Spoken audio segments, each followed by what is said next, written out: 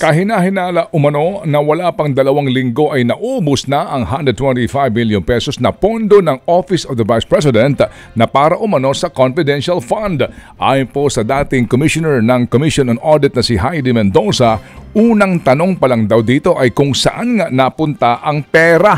Kakaiba rin daw ang timing ng paggasta sa pera lalo pat nangyari ito mula December 13. Ito ang nabulgar sa pagdinig po ng Kamara, taliwas sa nauna pong sinabi ng OVP na 19 na araw ginastos ang pera. Kung ito'y December 13, ay lalo ho akong magre-raise ng red flag. Una, yung odd incidents. Medyo odd, no? Yan, kaya niyan. 11 days, ubos yung ganong pera. Second is the timing. Alam natin pag December, medyo Pasko, medyo mahilig kang magbigay kapag Pasko. Whether I'm a citizen or whether I'm a professor or whether I'm a former commissioner, my take is, it is highly suspicious. Pabor din siya sa mungkahing manggaling na mismo sa tanggapan ng Vice Presidente ang pagkukusang ilabas kung saan nga napunta ang pera. Tingin ni Mendoza, mas makakadagdag daw ito sa kredibilidad ng OVP at ni VP Duterte.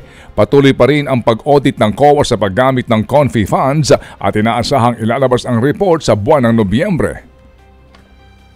Manggagaling yan sa gumastos, pero discretionary yan sa kanya kung gusto niyang gawin yon. It is also an issue of trust. Kung halimbawa sabihin niya, ay dito namin siya ginastos, will the public accept it? Diba? Yun po yung tanong natin. Diba? Will the public believe it? Mas lalo siyang pagtitiwalaan, mas lalo siyang tataas ang rating, I think.